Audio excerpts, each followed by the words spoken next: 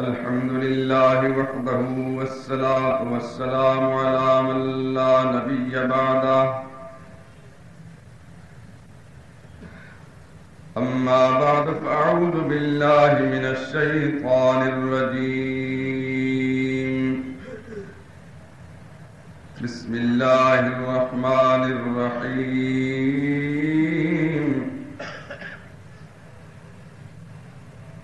قل لا أقول لكم عندي خزائن الله ولا أعلم الغيب ولا أقول لكم إني ملك إن أتبع إلا ما يوحى إلي قل هل يستوي الأعمى والبصير أفلا تتفكرون.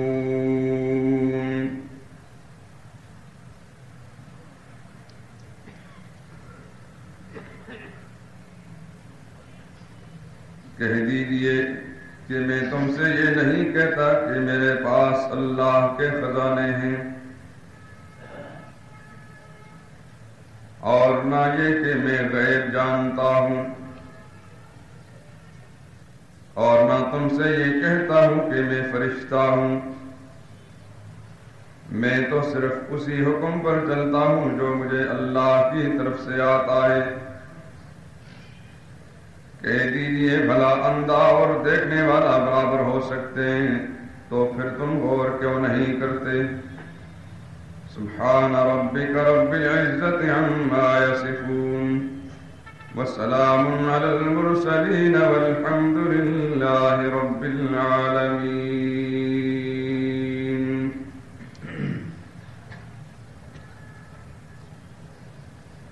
بزرگان محترم، برادران عزیز، پچھلے کافی عرصے سے خطبات جمعہ کے بیانات میں ایک مضمون سلسلہ وار چلا آ رہا ہے.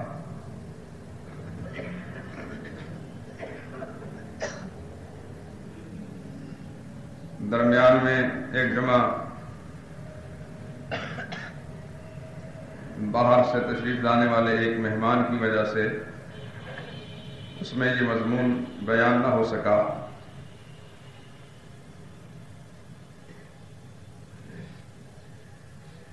آج پھر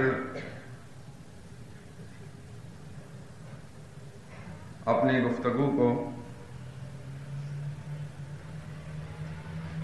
گزشتہ سلسلے کے ساتھ جوڑ رہا ہوں.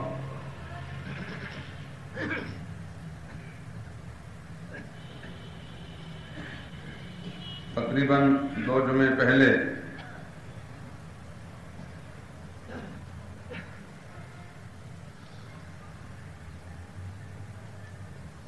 یہ بات عرض کی گئی تھی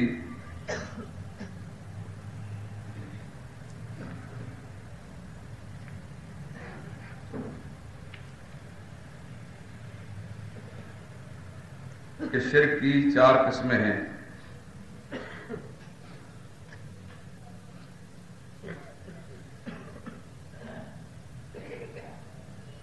شرک فی الذات، شرک فی الصفات، شرک فی الحقوق اور شرک فی الاختیارات. شرک کا معنی آپ حضرات جانتے ہیں، حصہ. اللہ کے ساتھ شریک ٹھہرانے کا مطلب یہ ہے کہ اللہ کے ساتھ کسی کو حصہ دار بنا دیے. شرک فی الذات کا مطلب یہ ہوگا کہ اللہ کی ذات میں کسی کو حصہ دار بنا لیا، یعنی اللہ جیسا کسی اور کو مان لیا. شرک فی الصفات کا مطلب یہ ہے کہ اللہ کے جتنے کمالات ہیں اور جس قدر صفات ہیں ان میں کسی کو حصہ دار بنا لیا. حصہ دار بنانے کا مطلب یہ ہے کہ جس طرح وہ کمالات ذات خداوندی میں پائے جاتے ہیں کوئی انسان اللہ کے علاوہ کسی ذات کے بارے میں یہ خیال کر لے یا یہ یقین جما لے کہ اس کے اندر بھی یہ خوبیاں پائی جاتی ہیں تو یہ شرک فی الصفات ہوگی، اللہ کی صفتوں میں کسی کو شریک مان لیا۔ شرک فی الحقوق کا مطلب یہ ہے کہ اللہ تعالیٰ کے جو حقوق مخلوق پر عائد ہوتے ہیں اور مخلوق نے ادا کرنے ہوتے ہیں، ساری مخلوق جتنی بھی ہے اللہ کی، آسمان والے ہوں یا زمین والے،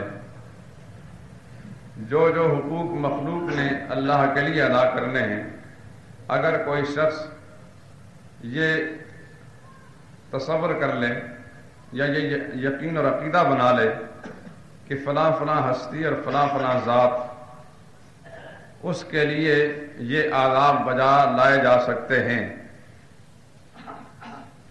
تو یہ شرک فی الحقوق ہو جائے گا، یعنی کسی کو اللہ کے حقوق کے اندر حصہ دار سمجھ لیا گیا۔ اور چوتھی قسم ہے شرک فی الاختیارات۔ پروردگار عالم کے جس قدر اختیارات ہیں، جہاں جہاں اس کا کنٹرول ہے، جس جس درجے میں وہ اپنے اختیار کو استعمال کرتا ہے، اگر کسی انسان نے اللہ کے علاوہ کسی آسمان والے یا زمین والے، کسی زندہ یا فوت شدہ کے بارے میں یہ نظریہ قائم کر لیا کہ اس کے پاس بھی ایسے ہی اختیارات ہیں، تو یہ اللہ کے اختیارات میں شریک ٹھہرانے والی بات ہو جائے گی اور حصہ دار ماننے والی بات ہو جائے گی۔ جو سب سے پہلے بات میں نے عرض کی ہے شرک فی ذات کی، اس کی مثال دنیا میں کوئی بھی نہیں ہے، یعنی ایسا مشرک کوئی نہیں آیا دنیا میں جو اللہ کے برابر کسی کو شریک ٹھہراتا۔ اللہ کی ذات میں شریک ٹھہرانے والا دنیا میں پیدا ہی نہیں ہوا، اور یہ صرف میرا دعویٰ نہیں ہے، یہ بڑے بڑے علماء امت صدیوں پہلے اپنی کتابوں میں لکھ چکے۔ امام فخر الدین رازی کی بات میں نے آپ حضرات کو سنائی تھی، وہ فرماتے ہیں لیس فی العالم احد یثبت للہ شریکا یساویہ فی الوجود والعلم والقدرہ ھذا مما لم یوجد الی الآن۔ ساری دنیا میں ایک انسان بھی ایسا نہیں جو اللہ کے ساتھ کسی ایسے شخص کو شریک مانے کہ اللہ کے وجود اور اس کے علم اور قدرت میں برابر سرابر مانتا ہو، اس قسم کی ایک مثال بھی دنیا میں نہیں ملتی۔ وَأَمَّا اتِّخَاذُ مَعْبُودٍ سِوَى اللَّهِ فَفِي الذَّاهِبِينَ إِلَىٰ ذَلِكَ كَثْرَةٌ، اللہ سے کم کم درجے میں، سیکنڈ درجے میں ماننے والے دنیا میں بے شمار ہیں، لوئر کلاس کے مشرک دنیا میں بے شمار ہیں۔ اللہ کی ذات میں شریک ٹھہرانے والا پیدا ہی نہیں ہوا، حتیٰ کہ ابو جہل جو دنیا میں سب سے بڑا کافر تھا، وہ بھی اللہ کی ذات میں کسی کو شریک نہیں سمجھتا تھا۔ اب بات رہ گئی ہے ان تین چیزوں کی، شرک فی الصفات، شرک فی الحقوق اور شرک فی الاختیارات۔ اس قسم کے مشرک پہلے بھی تھے اور آج بھی ہیں۔ اللہ کی صفات میں شریک ٹھہرانے والے پہلے بھی تھے اور آج بھی ہیں۔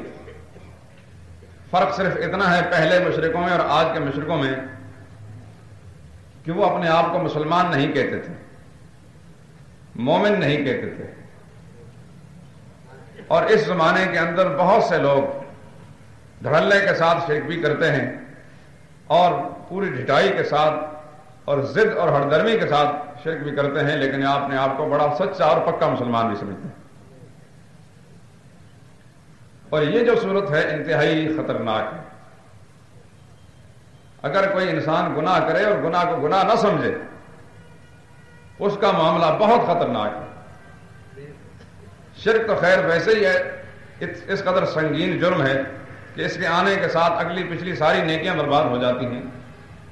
شرک سے کم درجے کی ایک چیز جس کو بدعت کہتے ہیں، سرور کائنات جناب رسول اللہ صلی اللہ علیہ وسلم کا یہ ارشاد ہے، ان اللہ حجب التوبۃ علی کل صاحب بدعۃ، اللہ نے بدعتی پر توبہ کا دروازہ بند کر رکھا ہے۔ افسوس مجھے اسی بات کا ہمیشہ رہتا ہے کہ یہ امت سب کچھ جانتی ہے سوائے ایک چیز کے کہ اللہ کے قرآن کو جو محمد رسول اللہ پر نازل ہوا صلی اللہ علیہ وسلم اور اللہ کے پاک نبی کے فرمان کو یہ نہیں جانتے۔ اگر قرآن کریم کی آیت پڑھی جائے تو مسلمان کو پتہ نہیں کہ آیت پڑھ رہا ہے، حدیث پاک پڑھی جائے تو وہ امتیاز نہیں کر سکتا کہ یہ حدیث پڑھ رہا ہے، ویسے عربی کا کوئی جملہ بولے تو وہ اس کو یہ پہچان نہیں ہے کہ یہ قرآن پڑھ رہا ہے، حدیث پڑھ رہا ہے، یا ویسے کوئی عربی کی بات کر رہا ہے۔ وہ پنجابی کا کوئی پنجابی سعودیہ میں چلا گیا تو کسی عرب کے ساتھ اس کی انبن ہو گئی، اس نے غصے میں آ کر عربی زبان میں گالیاں دینا شروع کر دی، اور یہ چپ کر کے سنتا رہا۔ اس نے پہلے کچھ کہا ہوگا اپنی زبان میں، عرب نے گالیاں دینا شروع کر دی، یہ چپ کر کے سنتا رہا۔ واپس پاکستان میں آیا، لوگوں نے پوچھا کیسا پایا؟ کہتے بہت ہی اچھے لوگ ہیں، میں نے خوب گالیاں دی اور مجھے قرآن کریم کی آیتیں پڑھ کر سناتا رہا۔ تو وہ گالیوں کو بھی قرآن کی آیتیں سمجھے گا۔ میرے دوست اور بزرگوں، بڑا المیہ ہے یہ، مسلمان کہلانے والا اسے یہ تمیز نہ ہو کہ یہ جو جملے پڑھے جا رہے ہیں یہ قرآن کریم کی آیات ہیں یا نبی پاک صلی اللہ علیہ وسلم کی احادیث طیبہ ہیں یا ویسے کوئی عربی کا جملہ ہے۔ ہر انسان کو اپنا مرتبہ مقام خود متعین کر لینا چاہیے، کسی دوسرے سے فیصلہ کرانے کی ضرورت نہیں۔ حق اور باطل کا، صحیح اور غیر صحیح کا معیار خود اس کے پاس موجود ہے۔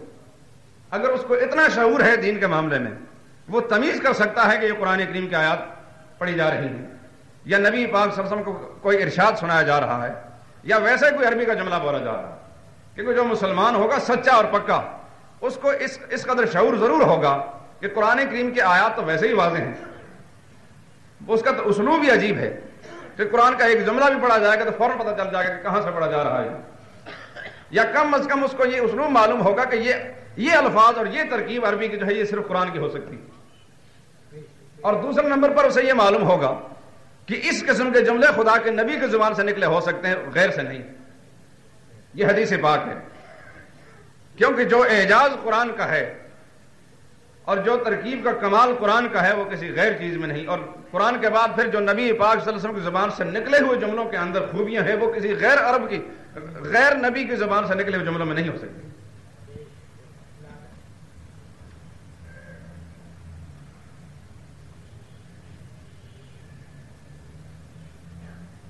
تو کبھی کبھی مجھے گفتگو کے دوران ہی ایک صدمہ سا دل و دماغ میں پیدا ہوتا ہے، کاش کہ مسلمان اس بات کو پوری طرح سمجھتے ہوتے۔ کوشش تو جاری ہے، ثمرات مرتب کرنا پروردگار عالم کا کام ہے۔ کب تک کسی انسان کے دل اور دماغ پر یہ دستک دیتے رہیں گے؟ کاش کوئی درد دل والا مسلمان پیدا ہو جائے۔ آج بڑی تعداد ایسے لوگوں کی ہے جو صرف قصے اور کہانیاں، شعر و اشعار اور دوڑے اور ہیر وارث شاہ اس قسم کے جو چیزیں ہیں انہی پر مست ہوتے ہیں۔ قرآن کریم اگر سنائیں تو پیشانی میں شکن پڑ جاتی ہے۔ اذا تتلی علیہم آیاتنا بینات تعرف فی وجوہ الذین کفروا المنکر۔ قرآن بیان کرتا ہے کہ مومن کی شان یہ ہے کہ قرآن کریم کی آیات جو ہی اس کے سامنے پڑھی جاتی ہیں اس کا ایمان بڑھتا چلا جاتا ہے، اضافہ ہوتا چلا جاتا ہے۔ اور غیر مومن کی یہ نشانی ہے کہ قرآن آیات سن کر اس کے دل میں کدورت پیدا ہوتی ہے، پیشانی میں بل پڑ جاتے ہیں، شکنے آ جاتے ہیں، سننا نہیں چاہتا وہ۔ یہ ایک معیار ہے، ہر آدمی خود فیصلہ کر سکتا ہے۔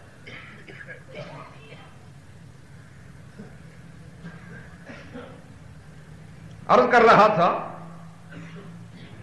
کہ پہلے جو لوگ شرک کرتے تھے وہ اپنے آپ کو مسلمان نہیں کہتے، لیکن آج سب کچھ کرنے کے باوجود مسلمان سمجھتے ہیں، شعوری یا لا شعوری طور پر۔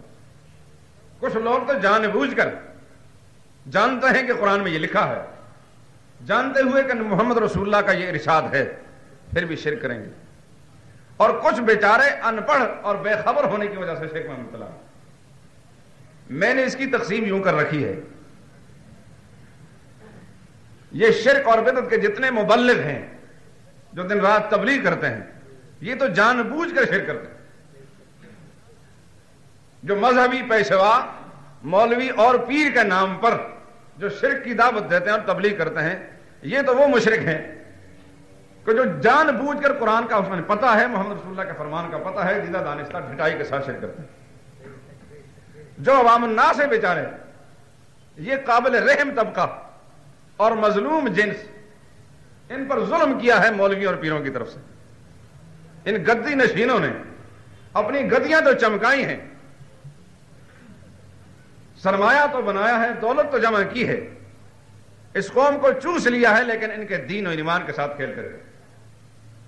آج ذہن اس قدر بگڑے ہوئے ہیں، جو انسان ہمدرد بن کر سچی بات ان کو سمجھاتا ہے اس سے لوگ نفرت کرتے ہیں، اور جو ان کے مال پر بھی نظر رکھتا ہے اور ان کے ایمان کا بھی ڈاکو ہے، وہ ان کا سچا ہمدرد اور خیر خواہ ہے، اور اس کے ساتھ عقیدت بھی ہے اور محبت بھی ہے اور سب کچھ.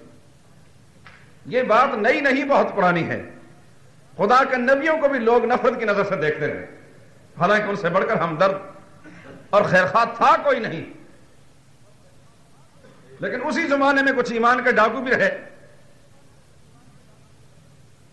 حضرت موسیٰ علیہ السلام طور پہاڑ پر تورات لینے تشریف لے گئے.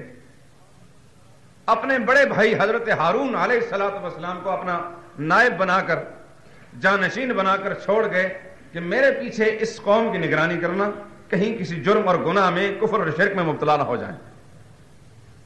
نبی ہیں حضرت ہارون علیہ السلام، قرآن شہادت دیتا ہے. مگر قوم میں سے ایک بڑا ہی عیار اور چالاک نبی کی موجودگی میں اٹھ کر کھڑا ہو گیا، جس کو سامری کہتے ہیں، آپ نے پڑھا ہوگا. اس نے سونا چاندی جمع کرنے کے بعد اس کا ڈھالنے کا کام جانتا تھا. گائے کے بچڑے کی شکل میں ایک مورتی بنا کر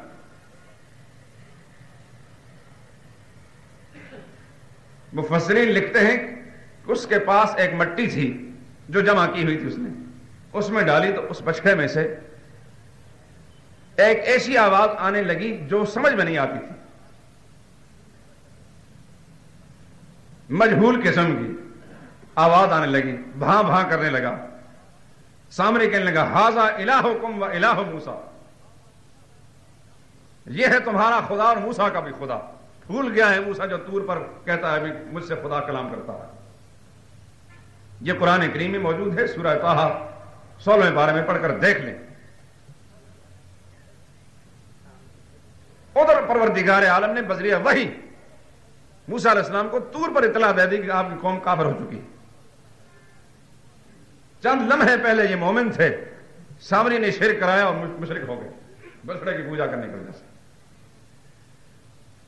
سامری ایک طرف شرک کا مبلغ تھا، دوسری طرف حضرت ہارون علیہ السلام توحید کے داعی اور مبلغ تھے. ایک ہی وقت میں دونوں آدمی پیغام سنا رہے ہیں. ایک خدا کا پیغام سناتا ہے اور دوسرا من گھڑت باتیں ان کے سامنے پیش کرتا ہے.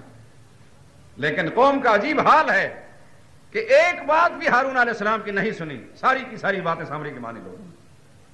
ہمارے شیخ فرمایا کرتے تھے ہر زمانے میں سامری کھڑے ہوئے، قوم نے سامریوں کا ساتھ دیا ہے. پہلے نبیوں کی بات کو رد کرتے تھے، آج اگر کوئی شخص نبی کا وارث اور جانشین بن کر خدا کے دین کی بات کرتا ہے، لوگ اس کی بات کو ٹھکرا دیتے ہیں.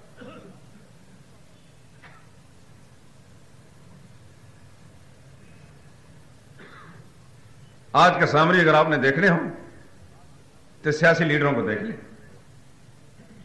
ایک طرف عالم دین ہے، وہ کھڑا ہو کر کہتا ہے کہ لوگوں تمہاری دنیا اور آخرت کی نجات اللہ کے دین پر چلنے میں، تمہاری دنیا بھی سنورے گی اس پر، دنیاوی مشکلات بھی اس سے حل ہوں گی، اور اخروی مصیبتوں کا مداوع اور حل یہی ہے خدا کا دین. پوری زندگی خدا کے دین پر لے آؤ. خدا کا جو دین ہے اس کو اپنی پوری زندگی، پوری معاشرتی زندگی میں اور ہر شعبے میں اس کو جاری و ساری کر دو. دوسری طرف سے لیڈر یہ کہتا ہے کہ جمہوریت میں تمہارا حل ہے. ایک کہتا ہے کہ سوشلزم میں اور کمیونزم میں تمہاری ساری مصیبتوں کا مداوع موجود ہے. اور جب یہ طبقے آپس میں الیکشن میں کھڑے ہوتے ہیں اور خدا کے قرآن کی بات کرنے والا، نبی کی دین کی بات کرنے والا ہے، اس کی ضمانت ضبط ہو جاتی ہے اور وہ فاسق فاجر اور بدماش قسم کے جو ہے وہ اسمبلی میں پہنچ جاتے ہیں. آج بھی لوگ سامری کی بات کو سنتے ہیں، خدا کے دین کی بات کو نہیں سنتے. کس بات کا میں گلہ کروں؟ اور پھر اپنے ہاتھوں سے جس کو منتخب کرتے ہیں پھر وہ واپس آ کر ان پر مظالم کھاتے ہیں، پھر چیختے ہیں اور چلاتے ہیں، اور کبھی کبھی دب لفظ سے کہتے ہیں حضرت جی دعا کیجئے خدا ان سے نجات دے. خود اپنے سر پر چڑھایا اپنے قدم، آپ دعا کریں کہ نجات دیں. دور جانے کی بات نہیں. چند برس پہلے ان مساجد کے اندر ایک حکومت کے خلاف دعائیں ہوتی ہیں.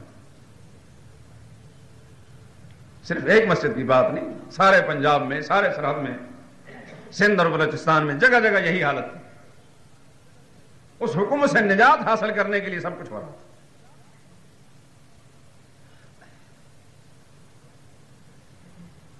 سوال یہ ہے کہ یہ آسمان سے ٹپک پڑے تھے؟ کہاں سے آئے؟ کیسے حاکم بنے؟ اس قوم کے ووٹوں سے حاکم بنے. پہلے دن بھی وہی حالت تھی ان کی اور آخری دن بھی وہی حالت تھی. نظریات میں کوئی تبدیلی نہیں آئی تھی کہ پہلے دن وہ کوئی اللہ کے ولی کی شکل میں سامنے آیا اور جب آخر میں اقتدار پر قابض ہو گیا تو لوگوں نے دیکھا کہ وہ بدماش ہے، وہ گنڈا ہے. پہلے دن بھی اسی طرح کا تھا اور آخر بھی اسی طرح. لیکن شعور کے ساتھ جیدہ دانستہ اس قوم نے اپنے سر پر چڑھایا اور پھر رونے لگی. ایسے ہی آج حالت ہے. ان میں اور ان میں کوئی فرق نہیں، صرف یہ ہے کہ وہ منافقت کم کرتا تھا، اب منافقت زیادہ ہے.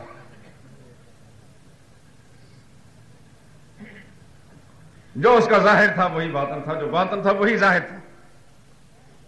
لیکن ان کا ظاہر باطن کے خلاف ہے اور باطن ظاہر کے خلاف ہے. ان میں نفاق انتہا درجے کا ہے. اگر آج وہی نازل ہوتی، سلسلہ نبوت ختم نہ ہو چکا ہوتا، تو مدینے کا عبداللہ بن ابی جو ہے اس کے نفاق اور ان کے نفاق میں زمین و آسمان کا فرق ہوتا. میرے دوست اور بزرگوں، عرض میں یہ کر رہا تھا کہ شرک فی الصفات، شرک فی الحقوق اور فی الاختیارات یہ پہلے بھی تھا اور آج بھی ہے. کرنے والے پہلے بھی تھے، آج بھی ہیں. نام البتہ جدا جدا رکھ لیے اور ناموں سے بہت سے لوگوں کو دھوکہ ہونے لگا. صرف اس کی ضرورت ہے کہ پہچان لیا جائے. پھر جس کے مقدر میں اللہ کے ہاں ہدایت ہوگی وہ تو مانے گا بھی، لیکن پہچاننا ازحد ضروری ہے اور پہچان کرانا بھی ضروری ہے. کیونکہ بغیر پہچانے تو بہت سے لوگ وَمَا يُؤْمِنُ أَكْثَرُهُم بِاللَّهِ إِلَّا وَهُمْ مُشْرِكُونَ، سورہ یوسف کی ایک آیت جس میں اللہ پاک فرماتا ہے کہ بہت سے لوگ مومن ہو کر یعنی ایمان کا دعویٰ کر کے وَهُمْ مُشْرِكُونَ ساتھ ساتھ شرک بھی کرتے ہیں. یعنی کہتے ہیں اپنے آپ کو مومن ہیں مگر کرتے ساتھ ساتھ شرک. آج اس دور میں ان حالات پر قرآن کریم کی آیت 100% فٹ آتی ہے کہ کہتے ہیں مومن ہیں کرتے شرک،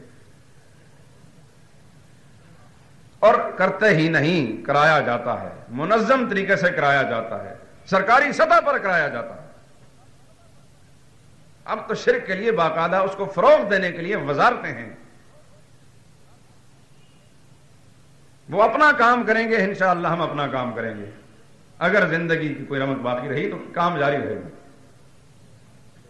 موت کا وقت کسی کو معلوم نہیں، کس طرح آئے گی، کہاں آئے گی.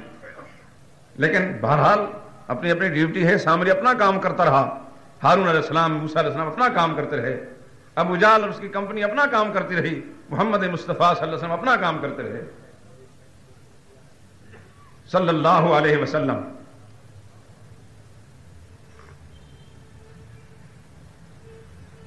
صفات اللہ کے ان کمالات کو کہا جاتا ہے جو اس کی ذات کے لیے مخصوص ہیں، کسی غیر میں نہیں پائے. مثال کے طور پر خالق ہونا، پیدا کرنا، یہ اللہ کی صفت ہے، کوئی کسی کو پیدا نہیں کر سکتا. رازق ہونا اللہ کی صفت ہے، کوئی رازق نہیں ہے. غیر کا تو درکنار، اپنا بھی رازق نہیں. دور اور نزدیک سے ہر ایک کو رزق پہنچانا اللہ کا کام ہے. عالم الغیب اللہ کی صفت ہے، چھپی ہوئی چیزوں کو، مخفی چیزوں کو، زمین والی ہوں، آسمان والی ہوں، تحت الثری والی ہوں، آسمان کے اوپر والی ہوں، فضاؤں والی ہوں، سمندروں والی ہوں، دل کے اندر کی چھپی ہوئی باتیں ہوں، جو دل کے اندر لیے بیٹھا ہے وہ بھی، اور جو ابھی تک دل میں خیالات آئے نہیں آئندہ آئے گا وہ بھی اللہ ہی جانتا ہے، اسی کی صفت ہے۔ ہر ایک کی پکار کو دور اور نزدیک سے، آہستہ پکارے یا چلا کر پکارے، بند کمرے میں پکارے یا کھلے میدان میں پکارے، فضاؤں میں اڑتے ہوئے پکارے یا سمندر کی تہہ میں اتر کر پکارے، ہر ایک کی پکار کو پورے امتیاز کے ساتھ پوری طرح سننے والا اور اس پر لبیک کہنے والا وہ اللہ ہی ہے، یہ اسی کی صفت ہے۔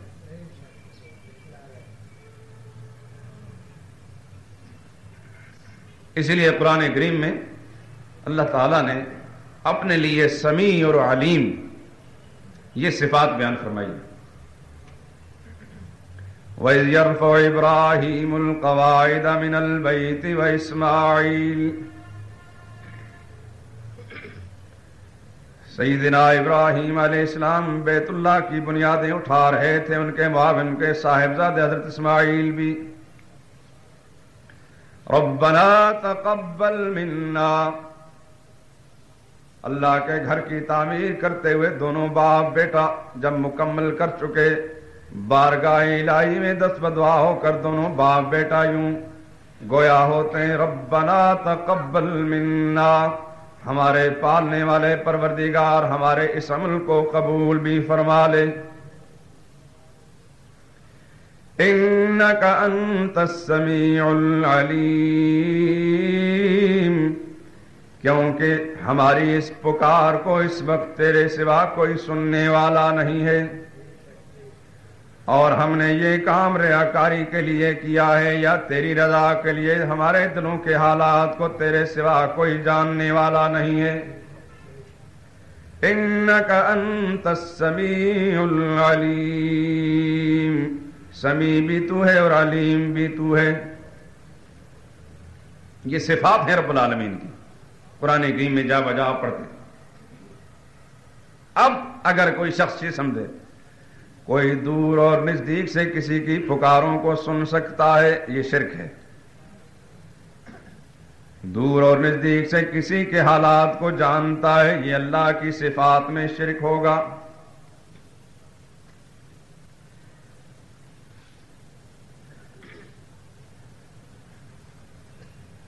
مکہ کے مشرکوں نے رسول اللہ پر اعتراضات کیے صلی اللہ علیہ وسلم،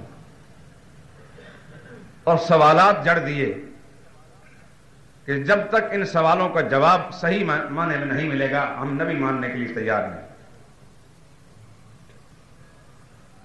بتاؤ بھائی کیا سوال ہیں اور کیا اعتراضات ہیں؟ کہنے لگے پہلی چیز تو ہمارے لیے قابل اعتراض یہ ہے کہ آپ دولت مند نہیں ہیں،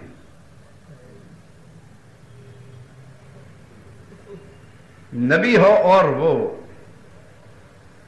نادار آدمی ہو، کیا اللہ کو کوئی امیر آدمی نہیں ملا تھا جیسے نبی بنا دیتے؟ گویا سرمایہ داری اور نبوت لازم ملزوم انہوں نے سمجھا، جیسا کہ اس زمانے میں سرمایہ داری اور عزت اور وقار لازم ملزوم سمجھا جاتا ہے۔ جاہلیت جدیدہ میں سمجھتے ہیں کہ جس کے پاس سرمایہ ہے وہ عزت والا بھی ہے، اور جو سرمایہ والا نہیں ہے چاہے وہ اصلاً نسلاً شریف ہے مگر وہ عزت والا نہیں، اور سرمایہ والا ہے چاہے اس نے سود کے ذریعے سے، رشوت کے ذریعے سے، دوسرے ناجائز ہتھ کنڈے استعمال کر کے سرمایہ جمع کر لیا، اور نمبر 1 بدماش اور گنڈا ہے مگر وہ معاشرے میں باوقار اور معزز ہے، اس لیے کہ سرمایہ اور دولت ہے۔ اور شیطان جس دماغ میں ڈیرا لگا کر بیٹھ جاتا ہے وہ یہی سکھاتا ہے کہ عزت اور سرمایہ داری یہ لازم ملزوم ہے، نبوت اور دولت مندی اور سرمایہ داری یہ بھی لازم ملزوم ہے۔ یہ سوال انہوں نے کیا اللہ کے نبی پر کہ سرمایہ دار آپ کیوں نہیں ہیں، اور ان کا یہ سوال قرآن نے نقل کیا ہے۔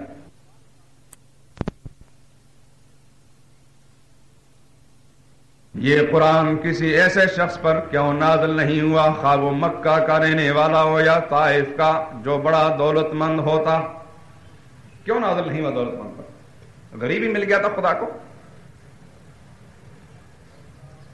فلولا القی علیہ اسورۃ من ذہب، اگر محمد خدا کا سچا نبی ہے تو اس کے پاس سونے چاندی کے کنگن کیوں موجود نہیں؟ دوسرا سوال، اگر خدا کے سچے پیغمبر ہیں، ہم لوگ تجارت پیشہ آئے دن باہر بیرونی سفروں میں جاتے رہتے ہیں، گھر سے کوئی خیال لے کر جاتے ہیں، وہاں پہنچتے ہیں، منڈیوں کے بھاؤ کچھ ہوتے ہیں، کبھی کبھی تجارت میں خسارہ اٹھانا پڑتا ہے. خدا کے سچے پیغمبر ہیں تو بتائیے ملک شام کی منڈیوں کے بھاؤ کیا ہیں، تاکہ پہلے ہی پتہ چل جائے اور یہاں سے تیاری کر کے جائے. تیسرا سوال، اگر خدا کے سچے پیغمبر ہیں تو پھر کھانا کیوں کھاتے ہیں؟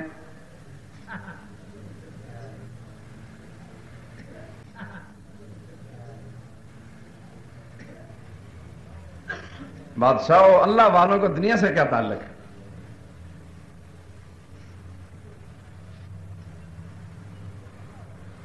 یہ تو اللہ والے ہوتے ہیں.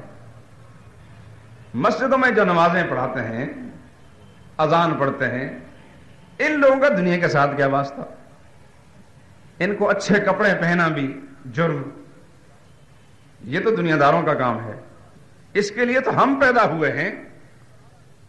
یہ ہمیں گوارا نہیں کہ مسجد کا نماز پڑھانے والا اچھے کپڑے پہنے، اذان پڑھنے والا اچھے کپڑے پہنے، دینی مدرسہ کا طالب علم ہو اور اچھے کپڑے پہنے، کوئی مدرس ہو اچھے کپڑے پہنے.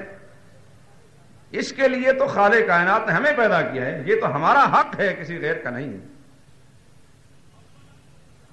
اولاً انہیں یہ حق بھی نہیں کہ یہ روٹی کھائیں، یہ روزہ ہی رکھتے رہیں اور ایسے پھٹیچر ہوں کہ 100 پیون ان کے کپڑوں پر لگے ہوں اور ان کی شکلوں سے ان کی محتاجی نمایاں ہو، اور ہم پھر ان کی اقتداء میں نمازیں پڑھیں. ہماری نمازیں پھر صحیح ہو جائیں گی. کہ جو للچائی ہوئی نظروں سے کسی سرمایہ دار کو دیکھے، کاش کہ مجھے بھی کچھ مل جاتا، اور محلے دار کے گھر سے روٹی آئے اور وہ کھا لے بس. یہ آج بھی تصور ہے مسلمان کا. مشرک اس زمانے میں بھی سمجھتے تھے نبی اس کو دنیا سے کیا غرض ہے.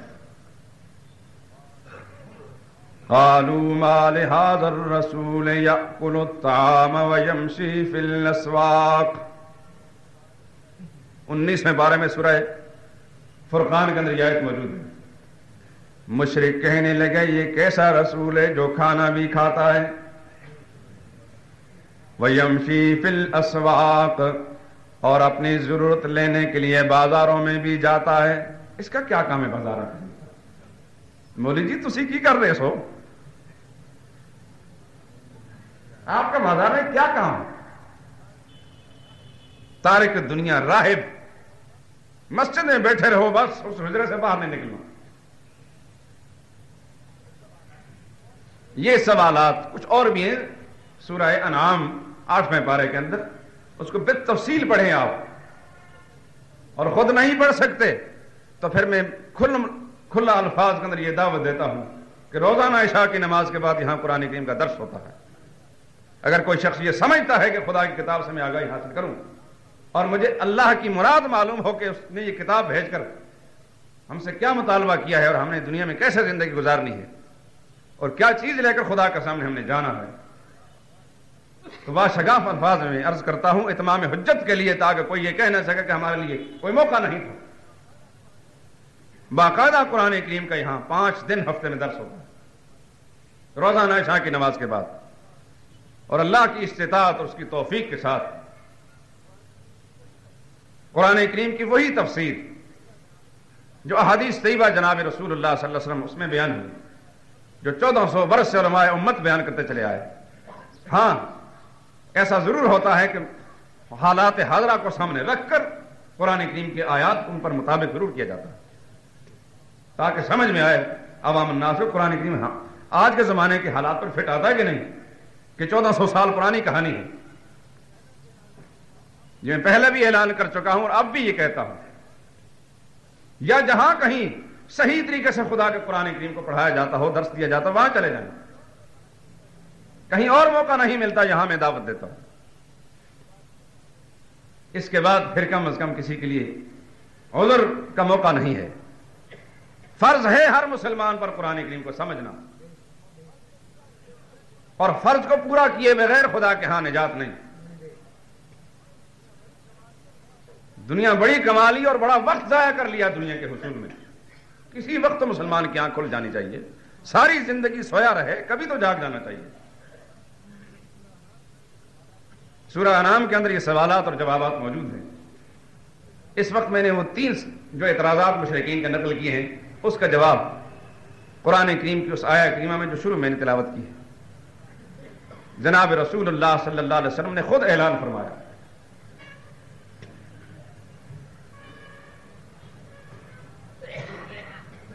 انہوں نے پہلا سوال کیا تھا نا کہ آپ دولت مند کیوں نہیں؟ خزانے ہوتے آپ کے پاس، سرمایہ دار ہوتے. اس کا جواب قُلْ لَا أَقُولُ لَكُمْ عِنْدِي خَزَائِنُ اللَّهِ. میرے لاڈلے پیغمبر آپ ہی اعلان فرما دیں، لوگوں میں نے آ کر تمہارے سامنے کب اور کس گھڑی میں کس مقام میں یہ اعلان کیا اور دعویٰ کیا تھا کہ میں اس لیے پیغمبر ہوں کہ میں بڑا دولت مند ہوں، خزانوں کا مالک ہوں؟ میں نے تو زندگی کے کسی موڑ پر کسی جگہ میں اس بات کا اعلان نہیں کیا کہ میرے پاس اللہ کے خزانے ہیں. نہ خزانے تقسیم کرنے کے لیے دنیا میں آیا ہوں. اس لیے اگر کسی شخص کو کوئی شک اور شبہ ہے تو اسے دور کر لے کہ نبی کے لیے دولت مند ہونا کوئی ضروری نہیں. دوسری بات یہ کہ منڈیوں کا بھاؤ ملک شام کا بتا دوں یہاں بیٹھے بیٹھے. اس کا جواب وَلَا أَعْلَمُ الْغَيْبَ، اور نہ ہی میں غیب جانتا ہوں کہ یہاں مکہ میں بیٹھ کر شام کے بازاروں کے بھاؤ تمہیں بتا دوں. اور تیسری بات کہ کھانا کیوں کھاتے ہیں، وَلَا أَقُولُ لَكُمْ إِنِّي مَلَكٌ، میں نے کب تمہارے سامنے یہ کہا تھا کہ میں انسان نہیں اور انسانی ضروریات نہیں رکھتا بلکہ آسمان سے اترا ہوا فرشتہ ہوں؟ میں نے کب یہ اعلان کیا اور تمہارے ذہن میں یہ خیال کیوں کرا گیا؟ بھائی میں تو تمہاری طرح انسانوں میں سے ایک انسان ہوں، انسانی ضروریات اور لوازمات رکھتا ہوں. جس طرح تمہارا خاندان ہے میرا بھی ایک خاندان. تم بیوی بچے رکھتے ہو، میرے بھی بیوی اور بچے ہیں. میرے ماں باپ تمہارے ماں باپ، میری اولاد تم بھی صاحب اولاد. جس طرح تم دکھ بیماری کو محسوس کرتے ہو مجھ پر بھی یہ تکلیفیں آتی رہتی ہیں. تم اگر زخمی ہو جایا کرتے ہو تو میں بھی زخمی ہوتا رہتا ہوں. انسانی ضروریات اور لوازمات رکھنے میں تو کوئی امتیاز نہیں. ان اتبع الا ما یوحى الی، البتہ اتنی بات ہے تمہارے اور میرے درمیان فرق والی کہ میں اللہ کا سچا پیغمبر ہوں اور تم اس چیز سے محروم ہو. تمہارے پاس نبوت نہیں، میرے پاس نبوت کی نعمت موجود ہے. لیکن جب اللہ نے مجھے نبوت سے نواز دیا اس کے بعد مجھے پابند کر دیا اس بات کا ان اتبع الا ما یوحى الی، میں تو ہر بات میں اور ہر کام میں اللہ کی وحی کا پابند ہوں. کوئی بات اپنی مرضی سے نہیں کہہ سکتا. قل هل يستوي الاعمى والبصير، لوگوں ذرا ہوش میں آؤ، سوچ سمجھ کر عقل کو کام میں لا کر اس سوال کا جواب دو، کیا اندھا اور دیکھنے والا برابر ہو سکتے ہیں؟ اگر اندھا نابینا اور بینا آنکھوں والا برابر نہیں ہو سکتے تو بے اختیار اور اختیار کا مالک کیوں کر برابر ہو سکتے ہیں؟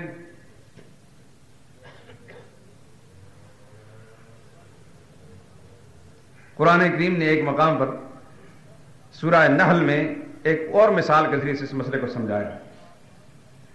ضرب اللہ عبدا مملوکا لا يقدر على شيء ومن رزقناه منا رزقا حسنا فهو ينفق منه سرا وجهرا هل يستوون. لوگو، اللہ نے تمہارے سمجھانے کے لیے ایک اور مثال بیان فرمائی ہے. دو انسان ہیں، ایک انسان کسی کا غلام ہے، کسی کا محکوم ہے. لا يقدر على شيء، اس کے اپنے اختیار میں کوئی چیز نہیں. ہر پل اور ہر لمحے وہ اپنے مالک کے حکم کا محتاج ہے یہ بھی انسان، لیکن اختیار کا معاملہ اس کے پاس بالکل نہیں. ایک پیسہ بھی اپنی مرضی سے خرچ کرنے کا مجاز نہیں، مالک کے حکم کا پابند. اس کے مقابلے میں دوسرا انسان وَمَن رَّزَقْنَاهُ مِنَّا رِزْقًا حَسَنًا فَهُوَ يُنْفِقُ مِنْهُ سِرًّا وَجَهْرًا. دوسرا وہ انسان جسے ہم نے بہت سی دولت سے اور سرمایہ سے نواز دیا، مال و دولت کا مالک ہے، اپنی مرضی اور اختیار سے چھپا کر بھی خرچ کرتا ہے اور ظاہر میں بھی خرچ کرتا ہے، جتنا چاہتا ہے خرچ کرتا ہے، کوئی پوچھنے والا روکنے ٹوکنے والا نہیں.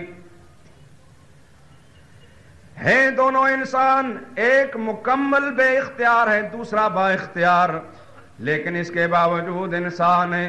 تم سوچ کر بتاؤ، هل یستوون، یہ دونوں برابر ہو سکتے ہیں؟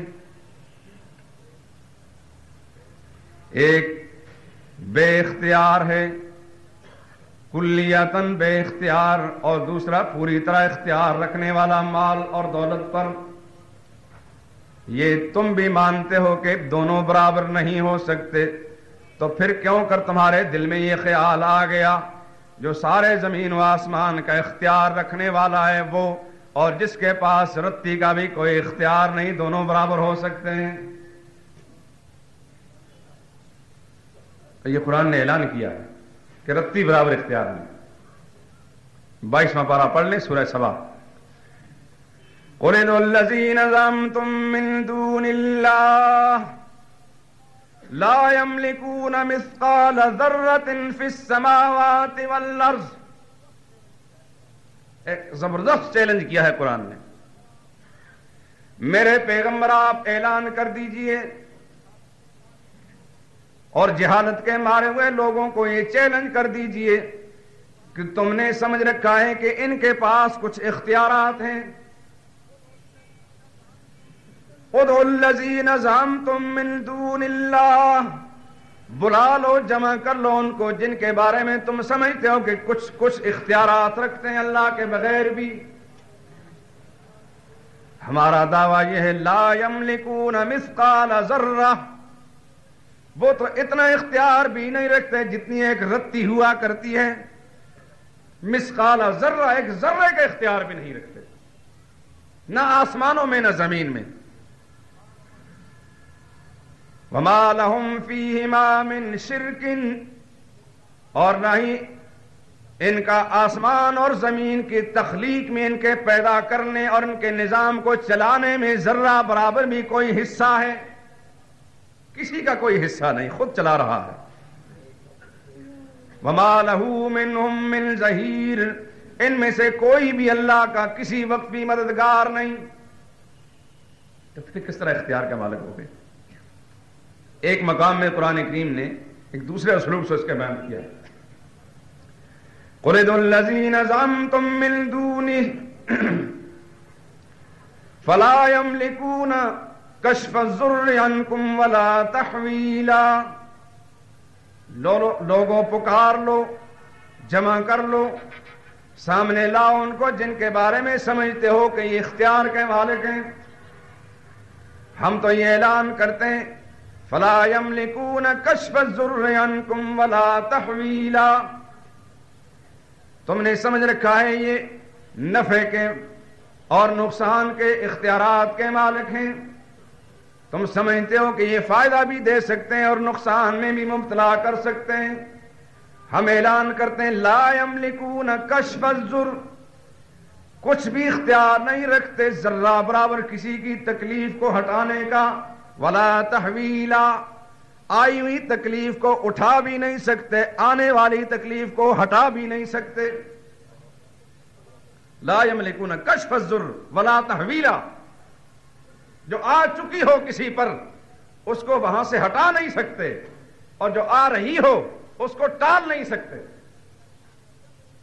اولئک الذین یدعون یبتغون الی ربہم الوسیلہ،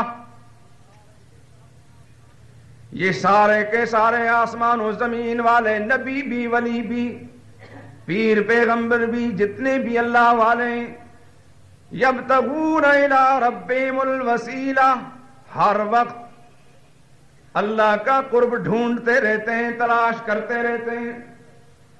وَيَرْجُونَ رَحْمَتَهُ وَيَخَافُونَ عَذَابَهُ، اللہ کی رحمت کے امیدوار رہتے ہیں اور اللہ کے عذاب سے ہر وقت لرزاں ترساں رہتے ہیں۔ ان کے خوف کا تو یہ عالم ہے کہ ہر وقت خدا کا قرب ڈھونڈتے ہیں، ہر وقت خدا کی رحمت کو امیدوار رہتے ہیں، ہر وقت خدا کے عذاب سے خائف رہتے ہیں۔ تم نے مختار بنا رکھا ہے، حالانکہ محتاجی کا یہ عالم ہے کہ ہر وقت خدا کا قرب تلاش کرتے ہیں، کہیں ناراض نہ ہو جائے ہمارا معبود ہم سے۔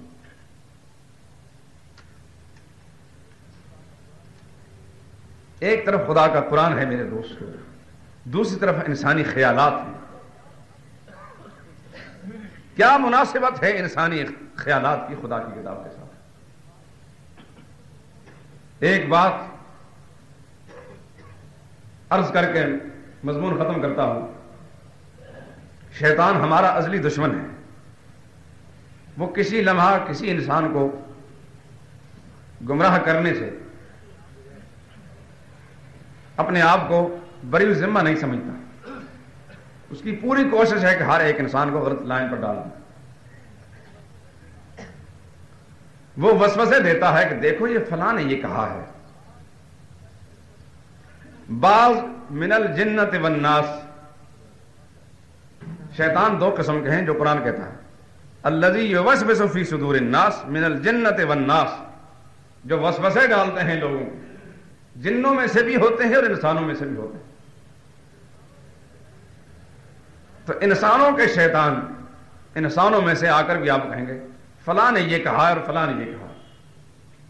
اب فلاں جو ہیں اگر عام آدمی ہوں تو اس کے بارے میں تو دوسرا سننے والا بھی سمجھتا ہے اس کی بات کے کیا اعتبار ہے۔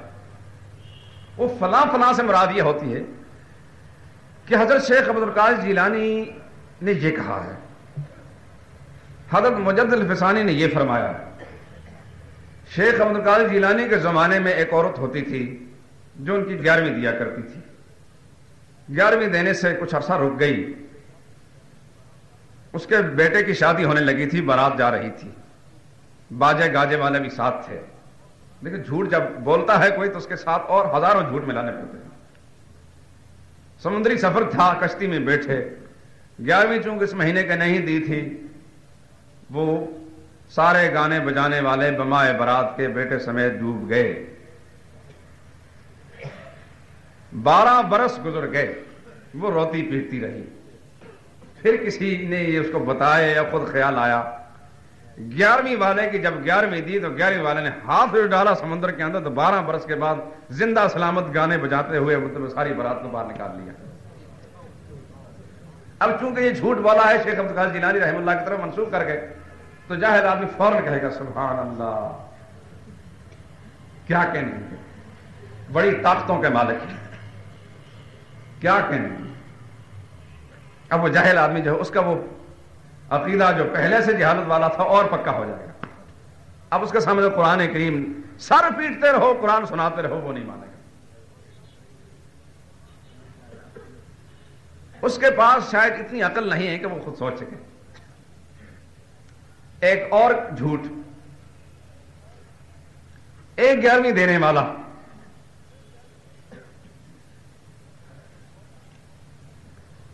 ملک الموت آئے، اس کے کسی عزیز کی، یہ ایک ہی بیٹا تھا، روح قبض کر کے لے گئے۔ جب روح قبض کر کے لے گئے ملک الموت، وہ 11ویں دینے والے پکے مرید صادق تھے، بھاگتے بھاگتے حضرت پیر شیخ عبد القادر جیلانی رحم اللہ کے پاس پہنچے. حضرت جی 11ویں تو ایک نہیں چھٹی تو پھر میرا پتر زندہ نہیں بچے. حضرت شیخ نے فرمایا اچھا میرے مرید کے بیٹے کی روح قبض کر لے گیا ملک الموت. وہ ڈاری ماری انہوں نے 7ویں آسمان ہوتے. مجھے تو پنجابی صحیح آتی نہیں. 7 آسمان سے اوپر لے کر جا رہے تھے تھیلا بھر کر. تھیلا جو ہے وہ یاد رہتا ہے بھولتا نہیں. یہ ساتھ ساتھ رکھنا پڑتا ہے نا, اس میں بہت کچھ ڈالتے ہیں. روحوں کا تھیلا بھر کے لے جا رہے تھے. انہوں نے کہا او ملک الموت. مڑ کے جو دیکھا شیخ عبد القادر جیلانی غم غصے میں بھرے ہوئے کانپنے لگے ملک الموت. حضرت جی کیا حکم ہے؟ کہنے لگے میرے مرید کے بیٹے کی روح قبض کر کے لے جا رہے ہو. ملک الموت تو کانپنے لگے. وہ تھیلا چھین لیا سارے کا سارا, اور جتنے تھیلے کے اندر روح قبض کر لے گا سارے کے سارے واپس کر دیے. ملک الموت بھاگتے ہوئے کامتے ہوئے بارگاہ خداوندی پہنچے. تھیلا تو چھن گیا کہ یا اللہ. اللہ نے پوچھا ملک الموت خیر تو ہے, اسرائیل خیر تو ہے کی گل؟ کہ یا اللہ اتنے تو نہیں چھڑ رہے تھے, تیرے پیر نہیں چھڑ دے سن, ساڑھے سے مصیبت بڑھائی ہوئی. گل کی ہوئی کہ مجھ سے تھیلا چھین لیا. اللہ نے فرمایا چپ کر, خاموش ہو جا, بس شور نہ مچا. اچھا ہوا کہ وہیں سے واپس چلے گئے. اگر یہاں آ جاتا تو جتنے پہلے دن سے جتنی روحیں قبض ہوئی سارے کے سارے واپس لے جاتا. یہ جمعے کے خطبے کے اندر بیان ہوتے ہیں اور لوگ سر دھمتے ہیں. یہ قوم مسلمان جس کے پاس خدا کا قرآن موجود ہے, اور یہ سارے جھوٹ گھڑ گھڑ کر لوگوں کے سامنے بیان کیے جاتے ہیں. مگر جھوٹ ایک عام آدمی کے نام سے فروغ نہیں پاتا, بلکہ بڑے مقتدر شخصیت, معظم شخصیت, خواہ وہ نبی کی ہو یا کسی اللہ کے ولی کی ہو, اس کی طرف جھوٹ منسوب کر کے اس کے نام سے چلا دو, فوراً لوگ قبول کر لیں گے. جیسا کہ جعلی مال پر میڈ ان جاپان لکھ کر آپ بازار میں لے جائیں تو فوراً قبول کر لیں گے. ذہن جو بنا ہوا جاپان کی چیزیں اچھی ہوتی ہیں. ایسے ایسے جھوٹ آپ کے سامنے آئیں گے, بزرگوں کے نام پر, ولیوں کے نام پر, نبیوں کے نام پر کہانیاں سنا سنا کر پبلک کو یہ تمیز نہیں کہ یہ سچ ہے یا جھوٹ. اور فرض کرو یہ بھی پہچان نہ ہو, اگر اللہ تعالیٰ کی دی ہوئی عقل جو ہے اس کے پاس صحیح سلامت موجود ہو تو عقل کے معیار پر تول کر فیصلہ کر سکتا ہے کہ یہ بات ممکن نہیں.